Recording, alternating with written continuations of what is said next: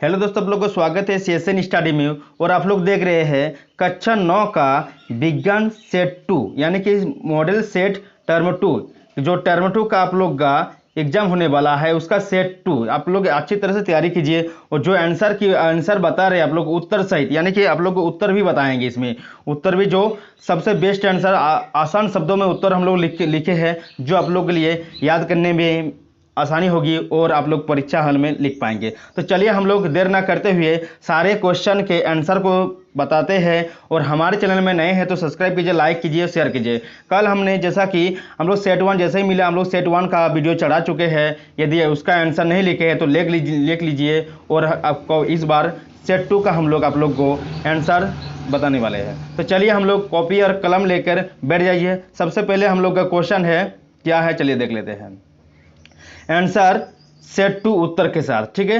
Answer set 2 उत्तर के साथ क्या है कि नंबर 1 शक्ति का ऐसे मात्रक लिखे तथा उसे परिभाषित करें, ठीक है। इसमें 2 गुना 5 यानी कि 5 क्वेश्चन है और 2 करके नंबर है। तो शक्ति का ऐसे मात्रक क्या है? तो शक्ति का ऐसे मात्रक वाट होता है। क्या होता है?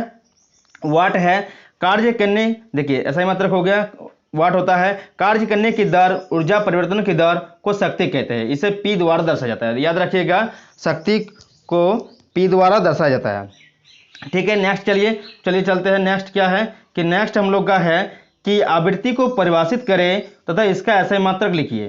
तो एकांक समय में होने वाली दोलन की कुल संख्या ध्वनि तरंग की आवृत्ति कहलाती है, ठीक है। एकांक समय में जो होने वाली ध्वनि दोलनों की कुल संख्या को तरंग की क्या कहते हैं? आवृत्ति कहते हैं। इसका ऐसा मात्रक क्या होता है? हर्ज कहते हैं, ठीक है। आप लोग कॉपी और कलम लेकर बैठ जाइए, उसको जो बता रहे हैं उसको लिख लीजिए। नेक्स्ट चलिए क्या है कि एवोगाड्रो संख्या का मान क्या होता है? तो एवोगाड्रो संख्या का मान होता है 6.022 10^23, ठीक है। 6.022 10^23 होता है, ठीक है। एवोगाड्रो संख्या का मान होता है। उसके बाद नेक्स्ट चलिए जानते हैं मोलर द्रव्यमान से 4 नंबर है। मोलर द्रव्यमान से आप क्या समझते हैं? तो मोलर द्रव्यमान क्या है कि किसी पदार्थ के 1 मोल अणुओं का द्रव्यमान उसका मोलर द्रव्यमान कहते हैं, ठीक है। याद रखिएगा, किसी पदार्थ के 1 मोल अणुओं के द्रव्यमान को क्या कहते हैं? उसका मोलर द्रव्यमान कहते हैं। चलिए नेक्स्ट हम लोग चलिए जानते हैं कि 5 नंबर क्वेश्चन क्या है कि 5 नंबर है किरणन किरणें क्या है, ठीक है। किरणन किरणें क्या है? किरणन किरणें धनावेशित विकिरण यानी कि किरणें होती है। इसकी उपयोग ई गोल्डस्टीन ने सन 1886 ईस्वी में परमाणु के अंदर स्थित अपरमाणु कणों का खोज करने के लिए किए थे, ठीक है। याद रखिएगा, जो किरणन किरणें क्या होता है? धनावेशित विकिरण होती है। और इसका उपयोग किसने किया था? ई गोल्डस्टीन ने किया था। कब किया था? 1886 ईस्वी में किया था। किस मतलब परमाणु के अंदर अपरमाणु कणों की खोज करने के लिए। नेक्स्ट चलिए जानते हैं हम लोग 6 नंबर क्वेश्चन का आंसर। 6 नंबर का है 2 संक्रामक रोग का नाम लिखे। तो 2 संक्रामक रोग क्या है? 2 संक्रामक रोग का नाम है खांसी, जुकाम हो गया, टाइफाइड, और एक तीसरा भी लिख दिए। यदि पूछ दिए कि 3 संक्रामक रोग का नाम लिखे तो आप लोग 6 रोग भी लिख सकते हैं, जो याद रहेंगे आप। इसीलिए हम यहाँ पर 3 कैसे क्यों लिखे हैं? ताकि आप लोग यदि भूल जाएंगे एक तो लिख पाएंगे। खांसी, जुकाम और टाइफाइड होता है। नेक्स्ट क्वेश्चन चलिए जानते हैं क्या है हम लोग का कि मॉडल पेपर में। इसको मॉडल पेपर प्रश्न को अच्छी तरह से याद कर लीजिएगा, क्योंकि इसी से एकदम हुबहू टर्म 1 में छप गया था, इस बार भी छपेंगे। चलिए नेक्स्ट हम लोग का क्या है क्वेश्चन 7 नंबर कि एक स्वस्थ व्यक्ति किसे कहा जा सकता है? तो एक स्वस्थ व्यक्ति किसे कहेंगे? एक स्वस्थ व्यक्ति उसे कह सकते हैं जिसे कोई मानसिक, शारीरिक तथा सामाजिक असमानता या परेशानियां ना हो, ठीक है। हम लोग उसे जिसे शारीरिक, सामाजिक या मानसिक किसी भी तरह का उसे परेशानी ना हो या असमानता ना हो उसके शरीर में या मानसिक तौर पर, ठीक है, उसे क्या कहेंगे? हम लोग स्वस्थ व्यक्ति कहेंगे, ठीक है। 7 नंबर का आंसर देखिए। चलिए नेक्स्ट हम लोग 8 नंबर देखते हैं। 8 नंबर का क्वेश्चन का आंसर क्या होगा कि गति ऊर्जा को परिभाषित कीजिए, उन कारकों का उल्लेख कीजिए जिन पर किसी पिंड को गति ऊर्जा निर्भर करती है, ठीक है। यह क्या है 8 नंबर का उत्तर? किसी गतिशील पिंड में उसकी गति के कारण जो ऊर्जा उत्पन्न होती है उसे गति ऊर्जा कहते हैं। याद रखिएगा, किसी गतिशील पिंड में उसकी गति के कारण जो ऊर्जा उत्पन्न होती है उसे क्या कहते हैं? गति ऊर्जा कहते हैं। गति ऊर्जा पिंड के द्रव्यमान तथा वेग पर निर्भर करता है, ठीक है। याद रखिएगा, गति ऊर्जा होता है, देखिए जो गति ऊर्जा होता है किस पर निर्भर करता है? वो गति ऊर्जा पिंड के द्रव्यमान तथा वेग पर निर्भर करता है। नेक्स्ट चलिए जानते हैं हम लोग कि 9 नंबर अनुदैर्ध्य तरंग और अनुप्रस्थ तरंग को परिभाषित करें, ठीक है। 9 नंबर क्वेश्चन है अनुप्रस्थ तरंग और अनुदैर्ध्य तरंग किसे कहते हैं? तो इसका आंसर हो जाएगा आपका, पहले हम लोग देखते हैं अनुदैर्ध्य तरंग किसे कहते हैं, ठीक है। ऐसी तरंगे जिनमें माध्यम के कणों की कंपन की दिशा उसी दिशा में होती है, उसे जिस दिशा में उस माध्यम से होकर जाती है। तरंग किसे कहते हैं? ऐसी तरंगे जिनमें माध्यम के कणों की कंपन की दिशा उसी दिशा में होती है जिस दिशा में उस माध्यम से होकर जाती है। ठीक है, चल नेक्स्ट क्या है कि नेक्स्ट हम लोग का है कि अनुप्रस्थ तरंग। देखिए उसी में 9 नंबर क्वेश्चन में अनुदैर्घ्य तरंग पूछा था और अनुप्रस्थ तरंग पूछा था। तो अनुप्रस्थ तरंग क्या है? ऐसी तरंगें जिनमें माध्यम के कणों की कंपन की दिशा उसी दिशा में के लंबवत होती है जिस दिशा में तरंग उस माध्यम से होकर जाती है। ठीक है, मतलब ऐसी तरंगें जिन माध्यम के कणों की कंपन की दिशा उसी दिशा में होगा, उसे हम लोग क्या कहेंगे? अनुप्रस्थ तरंग कहेंगे। ठीक है, नेक्स्ट चलिए देखिए मोल क्या है। 10 नंबर क्वेश्चन है, मोल में बदले। देखिए 12 ग्राम ऑक्सीजन गैस है। देखिए मोल में बदलने के लिए आपको याद रखना पड़ेगा, यही समीकरण है, ग्राम में मात्रा यानी कि द्रव्यमान बटे परमाणु या अणुभार, यानी कि परमाणु द्रव्यमान या अणुद्रव्यमान। ठीक है, तो हम लोग का 12 ग्राम ऑक्सीजन दिया है 10 नंबर क्वेश्चन में, तो 12 ग्राम ऑक्सीजन को हम लोग कैसे बदलेंगे?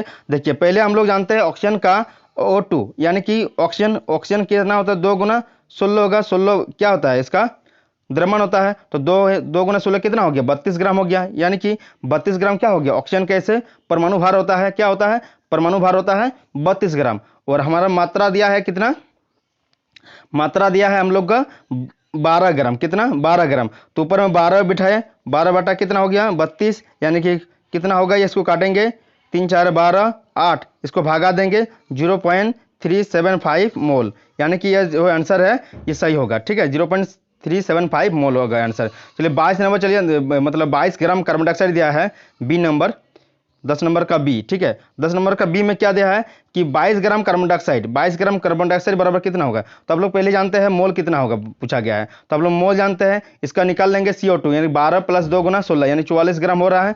तो 22 बटा 44 ग्राम, यानी कि इसको काटेंगे तो 1 बटा 2 होगा, यानी कि 0.5 मोल। ठीक है, कितना मोल में निकालेंगे? तो 0.5 मोल। ठीक है, अब देखिए मोल दिया है 10 मोल दिया है, 11 नंबर के क्वेश्चन में मोल दिया है और हमको निकालना है द्रव्यमान। ठीक है, तो उसी तरह से मोल बराबर क्या होता है? ग्राम में मात्रा बटा परमाणु या अणुभार, यानी कि ग्राम में मात्रा मतलब क्या हो गया? द्रव्यमान हो गया। ठीक है, द्रव्यमान बटा क्या लिया गया है? परमाणु द्रव्यमान। तो हमारा मोल कितना है? 10 दिया है। जल का मोल कितना दिया है? 10 दिया है, 2 मोल, यहाँ पर 10 मोल बैठा दिए। उसके बाद ग्राम में मात्रा यानी कि द्रव्यमान पूछा गया निकलने, तो ग्राम में मात्रा यानी 18 गुना, इसे देखिए बटे में है तो इधर जाएगा तो कितना गुना में आ जाएगा, 10 गुना 18 माने 180 ग्राम होगा। ठीक है, नेक्स्ट चलिए जानते हैं 12 नंबर का, उदाहरण के साथ परिभाषित करें। संयोजकता किसे कहते हैं? समबारिक कैसे? तो पहले हम लोग चलिए जानते हैं संयोजकता किसे कहते हैं। किसी तत्व के दूसरे तत्वों के साथ संयोग करने की क्षमता को उस तत्व की संयोजकता कहते हैं। ठीक है, यानी कि जैसे उदाहरण देने बोला है तो कार्बन की संयोजकता कितनी होती है? 4 होती है, याद रखिएगा। इस तरह से आप लोगों को क्या करना है? लिखना है।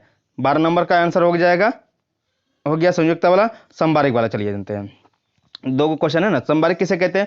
वैसे तत्व जिनके परमाणु संख्या भिन्न होते हैं लेकिन द्रव्यमान संख्या समान होते हैं, समबारिक कहलाते हैं। ठीक है, समबारिक किसे कहेंगे? जिसके परमाणु संख्या भिन्न होते हैं और द्रव्यमान संख्या समान होते हैं, समबारिक कहलाते हैं। जैसे आर्गन और कैल्शियम का समबारिक है, तो आर्गन कितना होता है? इसका 18 होता है परमाणु संख्या, कैल्शियम का परमाणु संख्या 20 होता है, लेकिन द्रव्यमान संख्या क्या 18? आर्गन का 40 है, आर्गन का भी 40 है और कैल्शियम का 40, यानी कि ये आर्गन और कैल्शियम क्या है? समबारिक है। ठीक है, नेक्स्ट हम लोग चले जानते हैं टीकाकरण क्यों आवश्यक है। टीकाकरण आवश्यक है क्योंकि एक बार प्रतिरक्षी बनने के बाद हमारे शरीर उस रोग और रोग कारक सूक्ष्मजीव को याद रखे और जल्दी ही पुनः शरीर में प्रवेश करने पर उसे नष्ट कर देता है। ठीक है, टीकाकरण इसलिए आवश्यक है क्योंकि जो हमारे शरीर में क्या बनाते हैं? प्रतिरक्षी, मतलब प्रतिरक्षा क्षमता बढ़ाता है, और एक बार यदि हमारे शरीर में वायरस घुस जाएंगे तो उससे लड़ने की क्षमता बढ़ जाएगा और उसे क्या करेंगे? नष्ट कर देंगे। ठीक है, टीकाकरण इसलिए आवश्यक है। जानते हैं ना कोरोना का टीकाकरण सभी को लगाया जा रहा है, तो किस लिए लगाया जा रहा है? ताकि हमारे जो कोरोना वायरस हमारे शरीर में जैसे अंदर घुसेंगे उसको मार कर गिरा देंगे। ठीक है, हम लोग बीमार नहीं पड़ेंगे।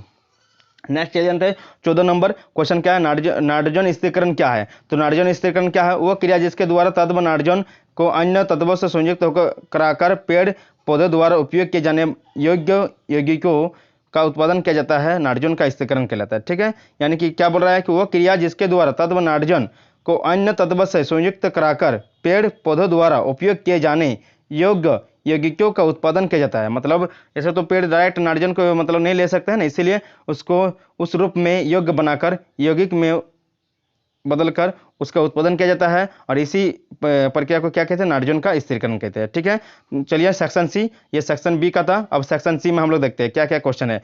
यांत्रिक ऊर्जा, देखिए इसमें सेक्शन सी में हमें 3 क्वेश्चन को हल करना होता है जो कि 5 नंबर करके हमको मिलेगा। ठीक है, यांत्रिक ऊर्जा क्या है, इसके 2 प्रकार का क्या है। 15 kg द्रव्यमान की एक वस्तु 4 मीटर प्रति सेकंड के द्रव्यमान एक समान वेग से गतिशील है तो वस्तु की गतिज ऊर्जा कितनी होगी। सॉरी, यहाँ पर द्रव्यमान बोला गया था। देखिए 15 kg का द्रव्यमान बोला गया है, 4 मीटर प्रति सेकंड की एक वेग चल रहा है, क्या निकलने कहा गया, गतिज ऊर्जा। तो सबसे पहले हमारा क्वेश्चन क्या है, सबसे पहले क्वेश्चन है हमारा यांत्रिक ऊर्जा क्या है और उसके प्रकार को चलिए देख लेते हैं। यांत्रिक ऊर्जा किसे कहते हैं, गतिज ऊर्जा एवं स्थिर ऊर्जा के योग को क्या कहते हैं, यांत्रिक ऊर्जा कहते हैं। कितना सुंदर सा आंसर है, यह अचर होता है। ठीक है, बहुत ही आसान शब्दों में उत्तर है, आप लोग याद कीजिएगा, हड़बड़ा कर बढ़ रहे क्योंकि ताकि आप लोग जल्दी से कंप्लीट कर पाएँ। ठीक है, इसको स्क्रीनशॉट भी ले सकते हैं आप लोग और लिख भी और कॉपी में लिख लीजिए। गतिज ऊर्जा क्या है, गतिज ऊर्जा क्या है, स्थिर ऊर्जा और गतिज ऊर्जा स्थिर ऊर्जा के योग को यांत्रिक ऊर्जा कहते हैं। ठीक है, यह अचर होता है, यानी कि गतिज ऊर्जा स्थिर ऊर्जा बराबर अचर, यानी कि हाफ mv उसका बराबर प्लस mgh बराबर अचर। ठीक है, अब हम लोग को क्या कहा गया है, गतिज ऊर्जा और स्थिर ऊर्जा, इसके प्रकार क्या होता है, तो प्रकार होता है गतिज ऊर्जा और स्थिर ऊर्जा। ठीक है, नंबर, और उसके बाद हम लोग को मैथ दिया गया है, क्या दिया गया मैथ में कि 15 kg का द्रव्यमान है। ठीक है, और वेग कितना है, 4 मीटर प्रति सेकंड है। तो गति ऊर्जा क्या है, तो गति ऊर्जा बराबर क्या होता है, हाफ mv उसका, हम लोग जानते हैं समीकरण इसका होता है हाफ mv, उसका m का मान कितना है 15 kg और v का इसका मतलब v उसका कितना है 4 मीटर, 4 मतलब v दिया है हम लोग का 4 मीटर प्रति सेकंड। ठीक है, तो इसका मान बिठा दिए, तो इसको काट दिए हम लोग 2 से 16 मतलब 8 बच्चा, तो 8 15 कितना होता है 120 जूल। ठीक है, हम लोग ऊर्जा निकलने गए हैं तो 120 जूल निकल गया। नेक्स्ट चलिए जानते हैं हम लोग 16 नंबर, सामान्य मनुष्य के कानों के लिए सर्वोत्तम प्रयास क्या है, किसी ध्वनि स्रोत की आवृत्ति 100 हर्ट्ज है, यह 1 मिनट में यह कितनी बार कंपन करेगा। ठीक है, देखिए यो मतलब दिया है हम लोग का, क्या दिया है कि एक आवृत्ति दिया है 100 हर्ट्ज का, यह 1 मिनट में कितना बार कंपन करे। तो सामान्य मनुष्य के कानों का सर्वोत्तम प्रयास क्या होता है, 2 क्वेश्चन है इसमें। एक सामान्य मनुष्य का प्रयास होता है 20 हर्ट्ज से 20,000 होता है सामान्यतः प्रयास। ठीक है, सर्वोत्तम प्रयास होता है, मतलब हम लोग 20 हर्ट्ज से 20,000 हर्ट्ज तक सुन सकते हैं। ठीक है, नेक्स्ट इसका जो मैथ का हल किए हैं कि ध्वनि की स्रोत की आवृत्ति कितना है 100 हर्ट्ज, यानी 1 सेकंड में, देखिए 1 सेकंड में कितना बार कंपन करता है 100 बार। ठीक है, 1 सेकंड में कितना बार कंपन करता है 100 बार करता है, तो इसका हो जाएगा आपका आंसर तो 1 मिनट में स्रोत द्वारा किए गए कार्य या किए गए कंपन की संख्या 100 गुना 60 यानी कि 6000 होगा। ठीक है, कितना बार कंपन करेगा 6000 बार। ठीक है, तो हम लोग जानते हैं 20 हर्ट्ज से 20,000 क्या होता है, मनुष्य का सर्वोत्तम प्रयास होता है। और कितना का निकालने का है, यदि 100 हर्ट्ज की आवृत्ति होती है उसकी कंपन कितना होगा 6000 होगा। ठीक है, निकाल लिए अभी।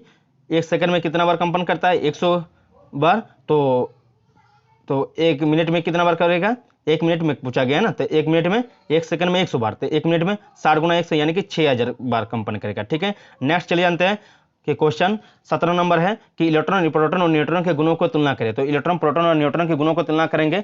तो इलेक्ट्रॉन क्या होता है, हम लोग पहले इलेक्ट्रॉन को देखेंगे, उसके बाद प्रोटॉन को देखेंगे, उसके बाद न्यूट्रॉन को देखेंगे। तो पहले क्या है, इलेक्ट्रॉन क्या है, इस पर कोई इकाई आवेश, इकाई ऋण आवेश होता है। ठीक है, इलेक्ट्रॉन क्या होता है, इलेक्ट्रॉन पर इकाई ऋण आवेश होता है, प्रोटॉन पर क्या होता है इकाई धन आवेश होता है, और न्यूट्रॉन पर क्या होता है इकाई कोई आवेश नहीं होता है। ठीक है, सॉरी इस पर कोई आवेश नहीं होता, न्यूट्रॉन न्यूट्रल होता है। नेक्स्ट क्वेश्चन देखिए, नेक्स्ट क्वेश्चन बोल रहे हैं 2 नंबर पर उत्तर देखिए कि एक इलेक्ट्रॉन की द्रव्यमान 9 पॉइंट कितना होता है, एक इलेक्ट्रॉन की द्रव्यमान 9.1 10 पावर -31।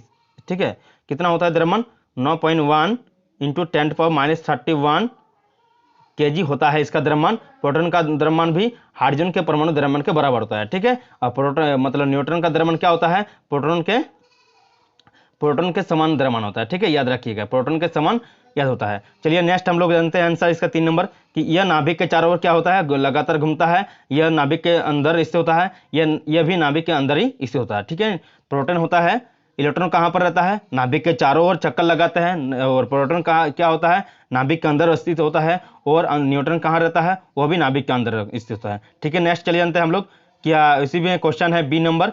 ठीक है, 17 का बी का आंसर क्या होगा, 17 का बी का आंसर हो जाएगा आपका, तो 17 का बी का आंसर होगा आपका कि हाइड्रोजन के समस्थानिक HDT के लिए प्रत्येक पाए जाने वाले 3 अपरमाणु कोणों की सारणीबद्ध करें। ठीक है, तो हाइड्रोजन है ठीक है, हाइड्रोजन, ड्यूटेरियम, ट्रिटियम। ठीक है, तो हाइड्रोजन का इलेक्ट्रॉनिक या किस माने सारणीबद्ध करने बोला गया है, तो हम लोग सारणीबद्ध कर दिए हैं। तो संकेत दिया है, हाइड्रोजन को हाइड्रोजन, डी को ड्यूटेरियम, टी को ट्रिटियम कहते हैं। इलेक्ट्रॉन की संख्या होती है एक, प्रोटॉन की संख्या होती है एक, और अपरमाणु कौन मतलब क्या, इलेक्ट्रॉन, प्रोटॉन और न्यूट्रॉन, याद रखिएगा। ठीक है, तो हाइड्रोजन में एक इलेक्ट्रॉन होता है, एक प्रोटॉन होता है।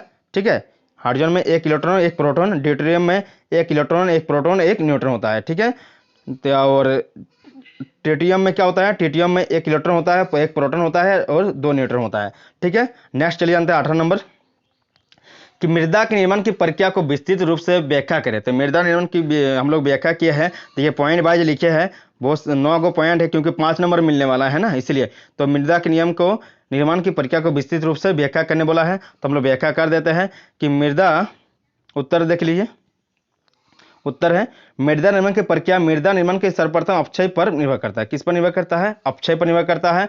अपक्षय नंबर 2, अपक्षय पदार्थ की गहराई या ही मृदा निर्माण का मूल निवास करता है। ठीक है, किसकी, कौन निवास करता है, मूल निवास गहराई ही। ठीक है, गहराई ही मृदा निर्माण का मूल निवास करता है।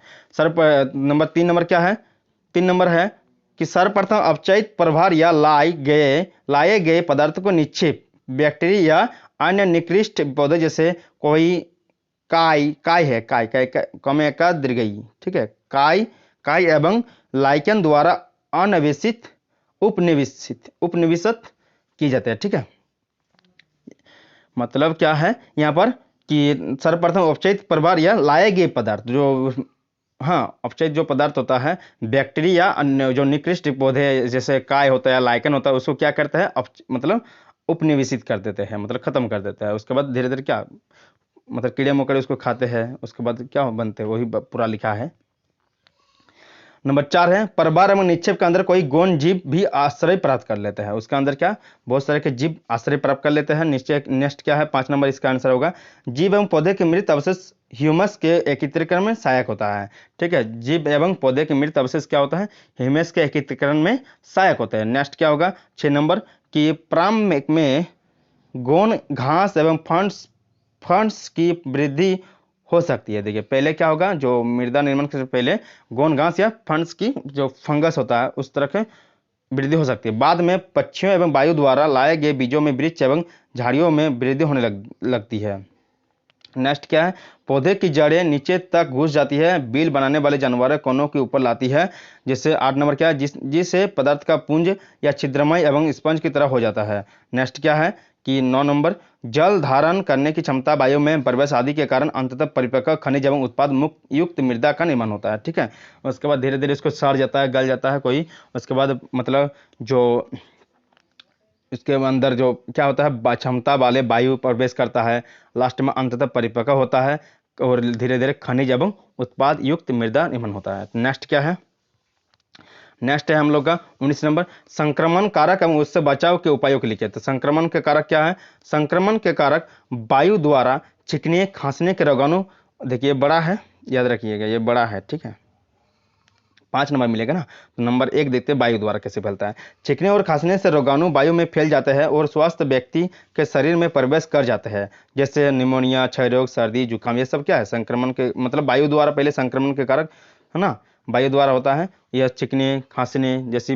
वायु में फैल जाता है और हमारे स्वस्थ व्यक्ति में चला जाता है। नेक्स्ट क्या है, जल और भोजन द्वारा। ठीक है, रोगाणु हमारे शरीर में संक्रमित जल, खनिज व भोजन द्वारा प्रवेश कर जाते हैं, जैसे हेजा, अमीबिया, पेचिस, ये सब क्या है, रोग है जो हमारे भोजन और जल द्वारा हमारे शरीर में पहुंच जाते हैं। नेक्स्ट क्या है, जंतुओं द्वारा यानी कि रोग वाहक द्वारा, जैसे मादा एनफ्लूएंजा मच्छर हो गया भी बीमारी से में रोग वाहक का कार्य करती है, जैसे मलेरिया, डेंगू, ये सब क्या है हमारे संक्रमण रोग के कारक है। जैसे कुत्ता भी क्या है, जीव है, संक्रमित कुत्ता रहेगा रेबीज से वो रेबीज वायरस उसके अंदर रहेगा, बिल्ली के, तो इससे क्या बीमारी फैलता है, रेबीज बीमारी फैलता है। ठीक है, नेक्स्ट क्या है इसका आंसर 4 नंबर लैंगिक संपर्क के द्वारा भी क्या होता है, संक्रमण के मतलब संक्रमण रोग फैलता है। कुछ रोग जैसे एड्स, सिफिलिस रोगी के साथ लैंगिक संपर्क द्वारा व्यक्ति में प्रवेश करता है। ठीक है, बचाव के उपाय ये तो आप लोग जानते हैं, बचाव के उपाय आप लोग खुद लिख लेंगे क्योंकि कोरोना के वायरस के जितना भी है आप बचाव लिख सकते हैं। हाथ धोना चाहिए, मास्क पहनना चाहिए, व्यक्ति की दूरी बनाकर रखे, मच्छरदानी का इस्तेमाल करें, टीकाकरण लगवाएं और बहुत कुछ है, मतलब भीड़ भाड़ इलाका में नहीं जाइए, रोग जो जिसका मतलब रोगी व्यक्ति से दूर रहिए ना। उसके बाद ये रोगी व्यक्ति से मिलते हैं तो नहाइए, बहुत तरह का बचाव के उपाय हो सकते हैं। लेकिन आप लोग को मैंने इसमें 5 नंबर दिया जाएगा, जितना नंबर देंगे उतनी उसी के हिसाब से लिखेंगे ना। इसमें 5 नंबर के हिसाब से लिख दिए हैं हम, ठीक है। संक्रमण के कारक वायु द्वारा, जल द्वारा और जंतुओं द्वारा और लैंगिक संपर्क के द्वारा होता है। तो इसको लिख लीजिए या स्क्रीनशॉट ले लीजिए। हमारा कंप्लीट हो गया है, तो मिलते हैं नेक्स्ट वीडियो के साथ उत्तर सहित, ठीक है। तब तक के लिए देखते रहिए। जय हिंद।